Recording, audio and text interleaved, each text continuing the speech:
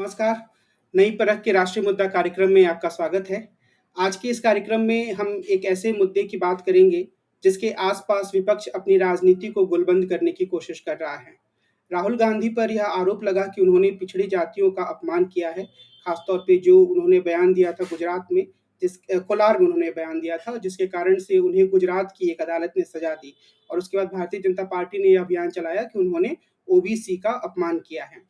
अब जब गुजरात में राहुल गांधी ने अपने चुनाव प्रचार अभियान की शुरुआत की, तो उन्होंने यह कहा कि उन्होंने ओबीसी का अपमान नहीं किया है और अगर भारतीय जनता पार्टी ओबीसी का सम्मान करती है, तो उसे इस फ़ॉर्मूले के आधार पर काम करना चाहिए कि जिसकी जितनी आबादी है, उसका उतना हक है। उन्होंने इसमें आरक्षण को का विस्तार करने यानी कि 50% की जो लिमिट है, उसे आगे जाने की बात की। उन्होंने यह कहा कि निजी क्षेत्रों में भी आरक्षण की बात होनी चाहिए और सबसे बढ़कर उन्होंने जातीय जनगणना के मुद्दे पर बहुत जोर दिया। क्या ये सारे मुद्दे कांग्रेस पार्टी को, राहुल गांधी को और कुल मिलाकर विपक्षी दलों को एक ऐसा अवसर प्रदान कर सकते हैं, जिसके आधार पर वे अपनी राजनीति को गोलबंद कर सकें, भारतीय जनता पार्टी के हिंदुत्व की राजनीति को चुनौती दे सकें? क्या जो जातीय जनगणना का मुद्दा है, वो वास्तव में एक ऐसा सशक्त मुद्दा बन सकता है? क्या आरक्षण के विस्तार के मुद्दे से राजनीति जो एक पूरा स्वरूप है, वह 1990 के दशक की जो मंडलवादी राजनीति थी, उसमें फिर से वही उफान लाने में वो समर्थ है, आरक्षण का मुद्दा। ये ऐसे कई प्रश्न हैं जिन पर काफ़ी गहराई से विचार करने की ज़रूरत है और इन्हीं सब मुद्दों पर बातचीत करने के लिए हमारे साथ प्रोफ़ेसर अभय कुमार दुबे हैं। अभय सर नमस्कार। नमस्कार। मैं पहला सवाल आपसे राहुल गांधी के बयान के संदर्भ में ही करना चाहूँगा। क्या राहुल गांधी का यह जो पूरा बयान है और उसके बाद की जो राजनीति हम कर्नाटक में देख रहे हैं, उसके संदर्भ में जो यह कोशिश है कि जो पिछड़ी जातियाँ हैं, जो ओबीसी जातियाँ हैं, वो हुँ। कांग्रेस के पक्ष में गुटबंद हों और इसमें जो उन्होंने मुद्दे उठाए हैं, यानी जाति जनगणना का, आरक्षण के विस्तार का, ये क्या ऐसे मुद्दे हो सकते हैं जिसके आधार पर विपक्ष अपनी राजनीति को गोलबंद कर सके? इस संदर्भ में मैं यह भी आपने इस लेख को देखा भी होगा और मैं अपने दर्शकों को बताना चाहूँगा कि सतीश देशपांडे जो लगातार जातीय जनगणना का समर्थन करते रहे हैं, उन्होंने एक बहुत ही रोचक लेख लिखा है और पिछले दिनों इंडियन एक्सप्रेस में लेख प्रकाशित हुआ था और इसमें उन्होंने ये कहा है कि यह एक ऐसा मुद्दा हो सकता है जिससे विपक्ष अपनी राजनीति को गोलबंद कर सके क्योंकि तमाम विपक्षी दल इस पर सहमत हैं। इस पर आपकी क्या राय है? देखिए, अभी जब आप अपने कार्यक्रम की भूमिका बना रहे थे, तो उस वक़्त मुझे एक व्यक्ति की याद आ रही थी, जिसका नाम था विश्वनाथ प्रताप सिंह। 90 के दशक में विश्वनाथ प्रताप सिंह ने आरक्षण के प्रश्न को ओ रेखांकित किया और उन्होंने मंडल कमीशन की रिपोर्ट्स में जो सिफ़ारिशें थीं, उन सिफ़ारिशों को विश्वनाथ प्रताप सिंह ने स्वीकार कर लिया। नतीजा ये निकला कि पूरे देश की राजनीति बदल गई। और सबसे ज़्यादा अगर किसी की राजनीति पे असर पड़ा, तो वो भारतीय जनता पार्टी की राजनीति पे असर पड़ा। भारतीय जनता पार्टी आरक्षण का ना विरोध कर सकती थी और ना ही आरक्षण का खुलकर समर्थन कर सकती थी। उसके जो समर्थक थे, उससे हमदर्दी रखने वाले लोग थे, वो आरक्षण विरोधी आंदोलन में कूद पड़े। और अ, हालत ये थी कि जब आरक्षण विरोधी आंदोलन के में राजीव गोस्वामी ने आत्मदाह की कोशिश की और जब वो आत्मदाह की कोशिश की और जब वो वहाँ पर सफदरजंग अस्पताल में ज़िंदगी मौत का संघर्ष कर रहे थे, उस वक़्त अडवाणी जी उनको देखने के लिए गए। जब अडवाणी जी बाहर निकल कर आए, तो उनके साथ मदन लाल खुराना भी थे और अडवाणी जी ने वहाँ पर आरक्षण विरोधी छात्रों ने उनको घेर लिया और उनसे ये माँग की कि वो आरक्षण का विरोध करें। तो उन्होंने एक वहाँ पर खड़े हुए ऑटो पर चढ़कर उन छात्रों को संबोधित करने की कोशिश की, लेकिन वो छात्र किसी कीमत पे नहीं माने। मदन लाल खुराना ने भी उन्हें शांत करने की कोशिश की, लेकिन दोनों भाजपा के नेताओं को बहुत ही हुटिंग का सामना करना पड़ा। लेकिन उन्होंने किसी भी कीमत पर आरक्षण का विरोध करने से इनकार कर दिया। ना तो आरक्षण विरोधी छात्रों का विरोध कर सकते थे और ना ही वो आरक्षण का विरोध कर सकते थे। यानी भाजपा एक अजीब तरह की दुविधा और अजीब तरह के जंजाल में फँस गई। भाजपा ने उससे निकलने में काफ़ी समय लगाया और उसने सबसे पहले पहला काम ये किया कि अपने घोषणा पत्र के अंदर अ, आर्थिक आधार पे आरक्षण की माँग का समर्थन करना शुरू किया। ये जो आज आर्थिक आधार पर जो ईडब्ल्यूएस कोटा है, ये तभी भाजपा ने अपने अपने मांग पत्र में जोड़ा था। यानी कि इतने दिनों की कोशिश के बाद में ये बात अब आ पाई है। तो आरक्षण एक ऐसी चीज थी, भाजपा को लगता था कि अगर वो आरक्षण आरक्षण विरोधी साबित हो गई, तो जो पिछड़े वर्ग के वोटर हैं, वो उसका साथ छोड़ देंगे और हिंदू राजनीतिक गोलबंदी का उसका सपना हमेशा-हमेशा के लिए धूल-धूसरित हो जाएगा। दूसरी तरफ अगर उसने आरक्षण के समर्थक के रूप में अपनी छवि स्थापित कर दी, तो ऊंची जातियां जो कि आरक्षण से नाराज हैं, ब्राह्मण, ठाकुर और बनिया जाति, वो लोग उससे नाराज हो जाएंगे। और भाजपा समझती थी कि भाजपा का लक्ष्य ये था, राष्ट्रीय स्वयं सेवक द्वारा दिया गया लक्ष्य ये था कि पिछड़ी जातियों को इन द्विज जातियों के साथ जोड़ना है। इनके समीकरण के आधार पे ही वो हिंदू एकता बन बन सकती थी, जो कि भारतीय जनता पार्टी अपने भारत की राजनीति पर हावी होने के लिए चाहती थी। भाजपा ने बहुत ही मुश्किल से एक तनी हुई रस्सी पे जिस तरह एक नट चलता है, उस तरीके से आरक्षण के प्रश्न पर राजनीति की और धीरे-धीरे करके आज वो उस मुकाम पर पहुंच गए हैं कि वो पिछड़ी जातियों आरक्षण के समर्थक भी हैं, साथ में उन्होंने आर्थिक आधार पे आरक्षण की मांग को जमीन पे भी उतार दिया है और इस तरह से आरक्षण की नीति को काफी निष्प्रभावी भी कर दिया है उन्होंने साथ में। और दूसरी तरफ जो सामाजिक सामाजिक न्याय की पार्टियां हैं, वो पार्टियां आज भाजपा के मुकाबले अपेक्षाकृत पिछड़ों के कम वोट प्राप्त कर रही हैं। तो ये स्थिति है। अब राहुल गांधी क्या कर रहे हैं? राहुल गांधी वीपी सिंह ने जो किया था उससे भी 2 कदम आगे जाकर समाजवादी आंदोलन के उस नारे को दोहरा रहे हैं, जो नारा था, जिसकी जितनी संख्या भारी उसकी उतनी हिस्सेदारी। यानी अगर आप पिछड़ों के समर्थक हैं, तो आप पिछड़ों को उनकी आबादी के प्रतिशत के हिसाब से आरक्षण दीजिए, जिस तरीके से दलितों को मिलता है और जिस तरीके से आदिवासियों को मिलता है। वो ये मांग फेंक रहे हैं राजनीति के मैदान में, जिसके ऊपर कांग्रेस अतीत में कभी भी तैयार नहीं थी। कांग्रेस तो अतीत में 27% आरक्षण के लिए भी तैयार नहीं थी। लेकिन आज के वक्त की राजनीति में भारतीय जनता पार्टी को तंग करने के लिए और भारतीय जनता पार्टी की जो पिछड़ा और द्विज एकता का बहुत जबरदस्त सफल समीकरण है अपने प्रभाव क्षेत्र में, उसको तितर-बितर करने के लिए राहुल गांधी ने ये मांग सामने रखी है। अब देखिए इस मांग का क्या असर होता है। अगर ये 90 का दशक होता, 90 के दशक के भी बाद अगर ये सन 2000 की शुरुआत होती, तब ये और उस वक्त कांग्रेस इस मांग को रखती, तो उसका बहुत बड़ा असर पड़ता। हो सकता है कि कांग्रेस 60 के दशक में जो पिछड़ी जातियां कांग्रेस से दूर हो गई थी, उनमें से एक बड़ा हिस्सा कांग्रेस के पास आ जाता। लेकिन आज राजनीति काफी बदल चुकी है और आज भारतीय जनता पार्टी ने पिछड़ों के एक बड़े हिस्से को अपने साथ जोड़ दिया है और वो केवल आरक्षण का प्रलोभन देकर नहीं जोड़ा है, वो तो जोड़ा ही है।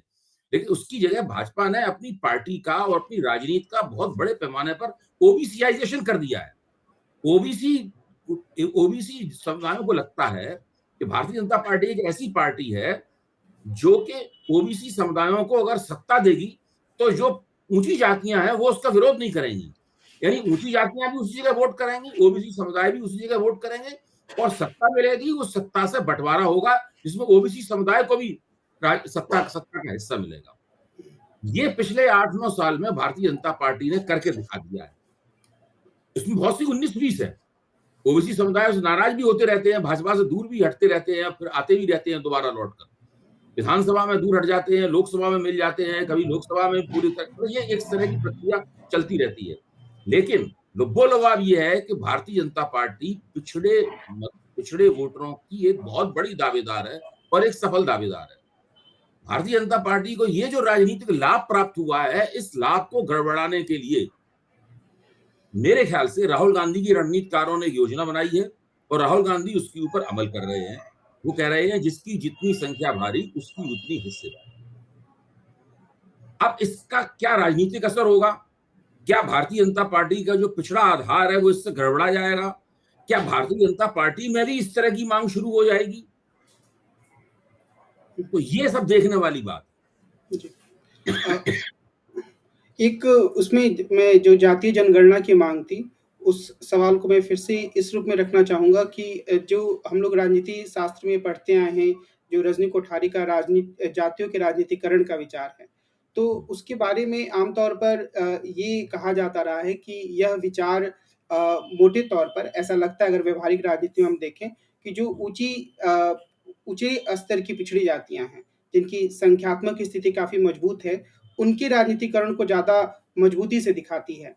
और अगर जातीय जनगणना होगी, तो मेरा यह ऐसा मानना है कि एक विधानसभा क्षेत्र है, अगर वहाँ पर बहुत ही छोटी संख्या में किसी पिछड़ी जाति को यह पता हो कि उसके पास 25,000 या 50,000 वोट हैं, तो वो ज़्यादा अच्छे तरीके से अपने हितों के लिए बार्गेन कर पाएगी, उनसे एक सौदेबाजी कर पाएगी राजनीतिक दलों से और उनके उम्मीदवारों से। तो क्या इस लिहाज से जो जातीय जनगणना की माँग है, अन्य पहलुओं के अलावे कि किसके पास कितनी सीटें हैं, किसके पास कितनी नौकरियाँ हैं, ये भी एक राजनीतिकरण की पहलू को आगे बढ़ावा दे सकती है? क्या आपको ऐसा लगता है? नहीं, नहीं, आप बिल्कुल ठीक कह रहे हैं। देखिए, ये जो आरक्षण की राजनीति है, आरक्षण की राजनीति ने उन जातियों को सशक्त किया है जो संख्या बल में मजबूत हैं, जिनके पास पहले से थोड़ी बहुत ज़मीन है, यानी जिनकी आर्थिक स्थिति कमोबेश अच्छी है, हैं? मतलब वो बहुत अगर खुशहाल नहीं है, तो कम से कम ऐसी स्थिति में है कि एक कदम आगे बढ़ाते हुए एक खुशहाल समुदाय की श्रेणी में पहुँच जाएँगे। जिन्होंने 60 के दशक से ही इनका राजनीतिकरण हो रहा है। के स्तर पे नहीं तो उससे निचले वाले स्तर पे जो नौकरशाही है, उस नौकरशाही में भी उनके प्रतिनिधि बड़े पैमाने पे मौजूद हैं, खास तौर से पुलिस में थानेदार के स्तर पर तो बहुत बड़े पैमाने पर थानेदार और डीएसपी के स्तर पे उनके लोग बहुत बड़े पैमाने पर मौजूद हैं। और उन लोगों को कुछ थोड़ा सा उद्यमशीलता का भी अभ्यास है, जो खेती से उन्होंने कमाया है, उससे उन्होंने कुछ ठेके लिए हैं वगैरह वगैरह, मतलब उनको उन्होंने पैसे कमाने की कुछ विधियां।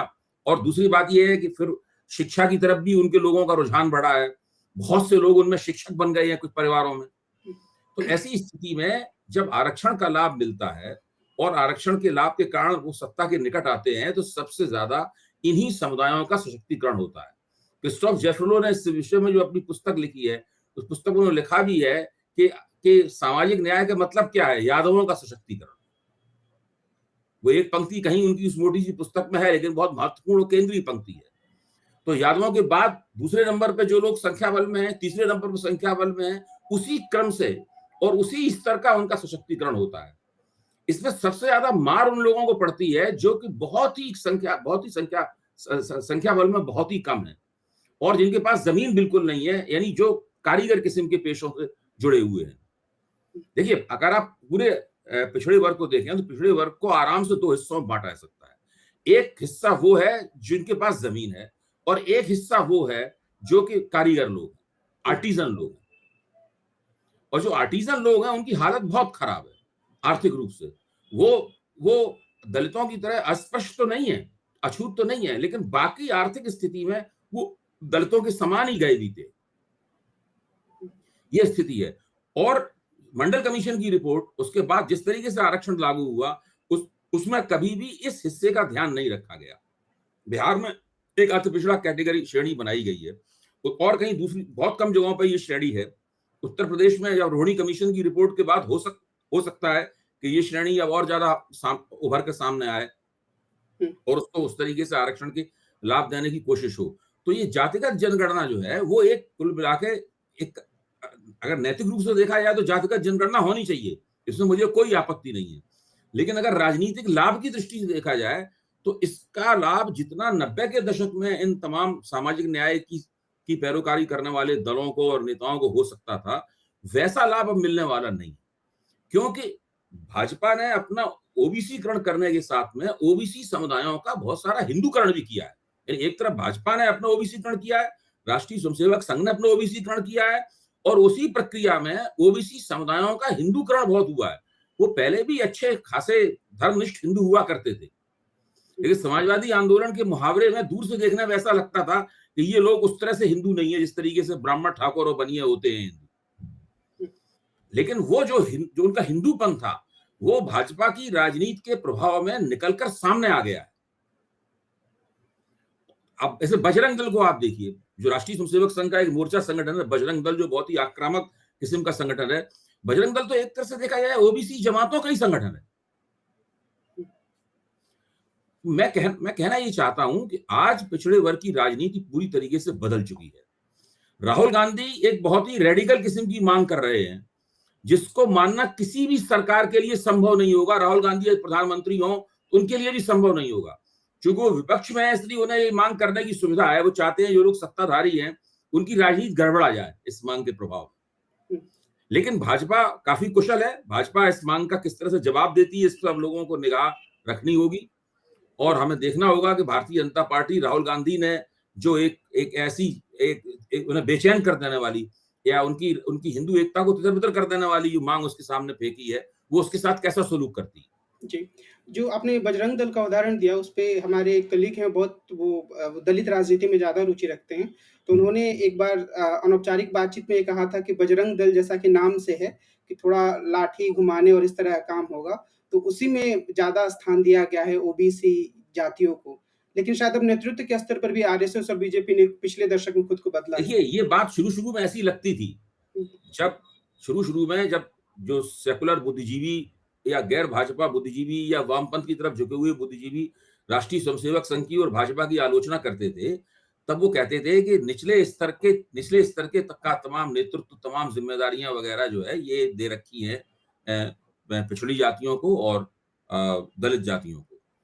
और शुरू में हम सबको ऐसा लगता भी था। लेकिन जब इन लोगों को सत्ता मिलनी शुरू हुई, तो आप देखिए सत्ता का जिस तरीके से बँटवारा किया गया है, ये दीनदयाल उपाध्याय के ज़माने से ही चल रहा है। और इसको नज़रअंदाज अगर हम लोग करेंगे, तो हम लोग भारतीय जनता पार्टी का जो विस्तार हुआ है और हिंदू समाज में उसने जो गहराई पकड़ी है, उसको ठीक से समझने से चूक जाएँगे। इस बात को मैं बार-बार कहता रहा हूँ कि दीनदयाल उपाध्याय ने ऊँची जातियों के लोगों को विधायक दल के नेतृत्व से हटाकर उनकी जगह पिछड़ी जातियों के लोगों को बैठाया था। ऊँची जातियों के नेता थे, उनसे इस्तीफे दिलवाए गए थे। 60 के दशक से ये प्रक्रिया शुरू हो गई थी। तो इस बात को हमें समझना चाहिए कि जो शूद्र समाज है या पिछड़ी जातियों का समाज है, उसको अपनी ओर खींचने के लिए भारतीय जनता पार्टी ने कई दशक तक 60 के दशक से आप अभी तक गिन लीजिए कितने साल हो गए हैं। मेरे ख्याल से 60 साल हो गए हैं। 60 साल से लगातार सतत प्रयास किया है, उनको तरह-तरह से आश्वासन दिया है, उनको बताया है कि जब हमारे साथ अगर आप आएँगे, तो आपको ब्राह्मण, ठाकुर, बनियों के मुकाबले कमतर हैसियत नहीं प्राप्त होगी। बल्कि एक पॉलिटिकल लेवल प्लेइंग फील्ड आपको प्राप्त होगा।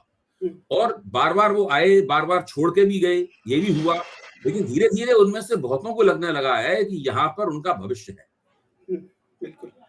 एक सवाल मैं थोड़ा-सा सैद्धांतिक किस्म का करूँगा और वो ये है कि हमारे देश में जो अफ़र्मेटिव एक्शन या सकारात्मक कार्रवाई की पूरी नीति मानी जाती है, जिसका एक बड़ा हिस्सा आरक्षण है, उसके हुँ। बारे में कई सारे विद्वान ये मानते हैं कि उसमें जो दूरदृष्टि होनी चाहिए, उसका काफ़ी अभाव है।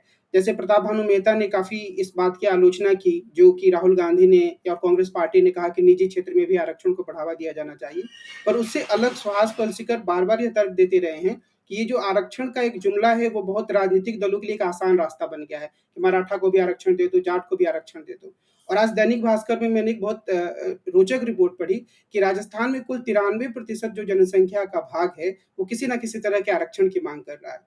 तो ये जो एक स्थिति है, क्या आपको लगता है कि जो सकारात्मक कार्रवाई या अफ़र्मेटिव एक्शन है, उसको नए तरीके से देखने की ज़रूरत है? और इसमें सर देखिए, एक मैं तो और बहुत इम्पोर्टेंट दिनों से ये कहता रहा जी। हूँ सारे राजनीतिक दलों ने मिलकर आरक्षण की नीति का कबाड़ा कर दिया है।